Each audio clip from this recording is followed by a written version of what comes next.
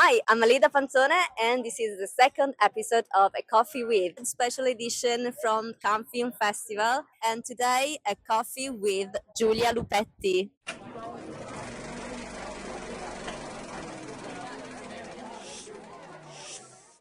Hi, Giulia. Hi everyone, thank you Alida for having me here today. It's a lovely day, a little bit windy from Cannes Film Festival, Plage de Palme. I'm excited for this interview together. What kind of coffee have you chosen today, Giulia? Of course, a cappuccino, and I think is my third one. And it's not enough because Cannes it's pretty hectic, and I do not have the chance to sleep too much. So I'm basically living on caffeine. You are attending this Cannes Film Festival with your production company, of which you are head of communication and marketing. Can you tell me more about this experience, especially to our audience, what it means to be at Cannes Film Festival with your slate of films? Yes, thank you so much for this question. As you said, I'm with Catalyst Studios, which is a production company that is focused on women. So all the movies we make are made for women by women about women. Our mission is to help also non-binary filmmakers, which is very important, and create new perspective and new landscape into the Hollywood business. Like we want to try to switch the narratives.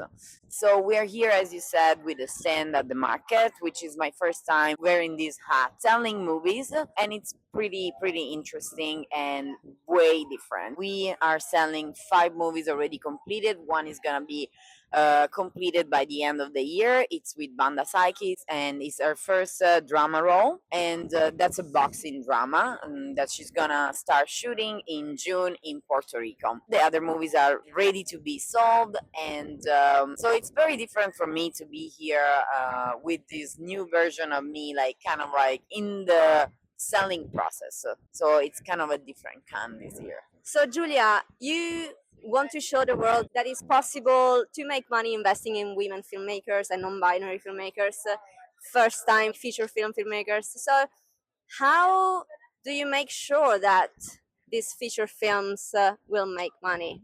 We cannot predict the future in the sense of selling, but one thing that we can do is definitely creating a system that allow us to make great movie with high quality, good actors, good producer, a good team behind it, but with a less budget. So our movies are between $3 and $5 million, but we make sure that this movie look like a $100 million project, and that's what we did, and we made it happen thanks to, of course, co-productions.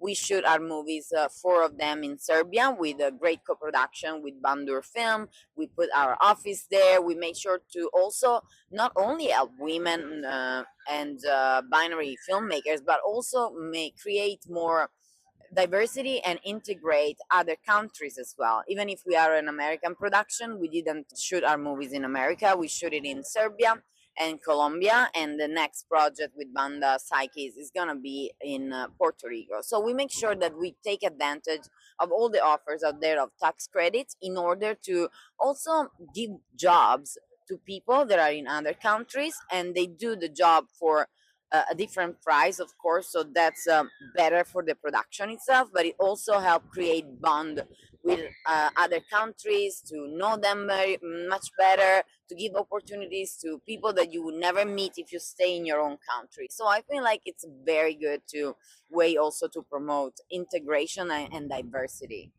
Giulia, you started as an actress, a model. As an actress, have you learned something working for Catalyst Studios on all these productions? You were obviously on set most of the time, but also traveling around to promote the film. Is there a tip that you can give to our actors listening to this podcast that you learned? You thought, oh my God, now I know this, I will change this when I'm wearing my acting hat. Definitely. So I would say that working in production in general made me realize one important thing that most of the actors don't get till a certain point, and is not take anything personal. And most of the time, as actors, we go to an audition, we got ready, we know our lines, we think we did a good job, and then we don't land the job, we don't get the role, and we are like starting kind of doubting ourselves, doubting our capabilities, our talent. And working in production, it makes me realize more that there is nothing personal in there, and you can be amazing actor, amazing talent. You could have done a very good job even in the self tape or in the audition itself, but what happens is there are certain dynamics, such as, like, a character must look in a certain way, or a character must, like, dynamics where you are not in control of, like, and it doesn't depend on your talent or not. It's more just like a very practical and logical decision. So that helps you, I feel like, to understand that it's not you, you didn't pick the wrong career. It's just like, at times, unfortunately, is not the physique de role that people are looking for. Although I feel like there are certain occasions in which that can be kind of shaped into something different. But sometimes also working in production, you understand certain names are better for that specific movie, just for the weight that they carry with them. Like, people that work a lot in the industry, of course, carry a lot of weight, and it's important for distribution and for so many other things. So don't take it personal. Your moment will come. You just keep going to audition, you just keep working, and eventually the role that it's gonna launch your career is coming. So just don't take it personal and keep doing the job.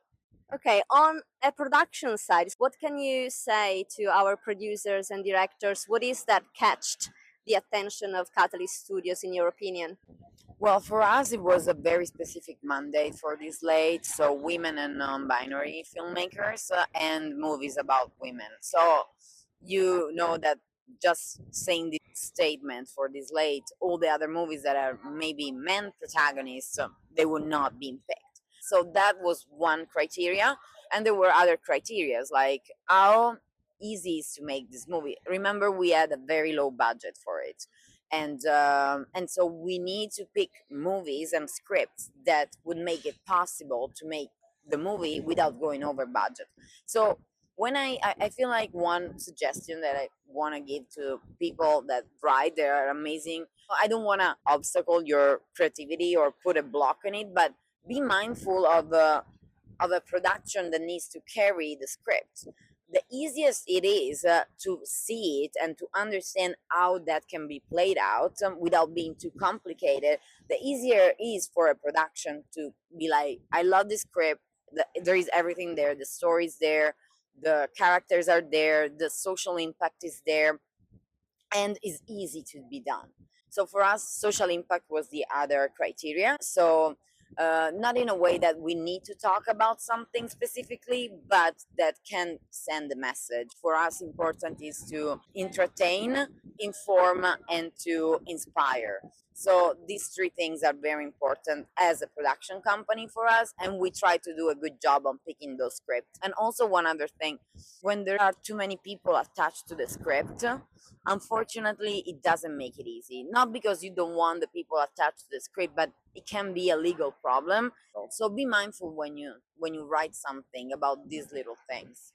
Coming back to Cannes, while we are here in this special edition, I would like to know more from you how different it is from the past edition, where when you were here just as an actress or just as a producer, a director, because you also had your short film made. So, what's the difference in this Cannes Film Festival, and what are the tips that you can give to people that perhaps has never come to the Cannes Film Festival? Okay, so I feel like this time I didn't understand. It's way different than all the other times where I was more like kind of a freelance, so without a base to be. Here it's more about meeting distributions, buyers. I will say that it's very good to come here if you are in the film industry anyway, because you have the chance to network with people that you probably never met before, or instead of send a cold email kind of thing, you would rather go there and just introduce yourself. I feel there's such a magical ambience here in France in general during this time of the year, so that's pretty awesome. It's good to be here. So the tip would be just like, come here and just don't be like afraid of introduce yourself, go around, just meet people, create good connections, and then maybe there are some projects that are waiting for you. You never know. I feel like Cannes is always a big question mark in a positive way. You have been coming to Cannes since years. Have you noticed any difference in terms of how women are experiencing this film festival? I definitely have seen a lot of changes in positive, so I'm pretty excited about that. I was here at Plage de Palms before for a very nice conversation with Variety called Variety Global Conversation, and I had the chance to talk to a lot of filmmakers from Red Sea Film Festival. They were their project, but from Saudi Arabia. So I'm pretty excited now that Saudi Arabia is getting into more present in the market in the film industry with a lot of women, great women. So I'm pretty excited about that. There were other events, at least other three. One women in film, yes she can. So it was pretty exciting. I had the chance to go and connect with women. So many women here, so many women that want to connect with other women to create projects. So I'm pretty happy about it. That was a very positive note for me. So Cannes Film Festival is like half work, half have fun. So let's talk first about work, the part of the festival that you spent at the stand, talking to filmmakers that sometimes came to propose, obviously, their films. What can you suggest? What are the do's and don'ts that you can recommend doing or not doing when they come to a stand at the Marché du Film with a project? Okay, definitely it's important to go introduce yourself. That's okay, and that's totally normal. I would say not to be too persistent and just kind of like understand the timing. Example for us now, we are more focused on the selling of the projects, not really thinking about the next step. That would be a conversation in autumn, example. So if we say like come back to us later, just put a pin in your calendar and just remember that and during that time of the year we will be more able to listen to your projects, kind of brainstorming more. So I feel like just don't be too much persistent right away to obtain something right away. Just create the connection first and then kind of let things unfold. So you give also when you present yourself, you give an idea of how it would be to work with you. So just be mindful of that. Nobody wants to work with someone that doesn't have a good first kind of vibe at the first. So just let it go, introduce yourself, understand timing with our production, any other production, and then move forward because there are always opportunities. So, in terms of technicality, I've seen also myself that some people present a pitch deck, some people show you a short trailer of their project. What would you recommend to be the basic tools to bring to the film festival if you are a filmmaker looking for a co production? Definitely pitch deck if you're not have the project already made or you don't have a trailer, otherwise a trailer. If it's a short movie, of course the link to that, the link to a feature film. I would say like anything you can to explain the project.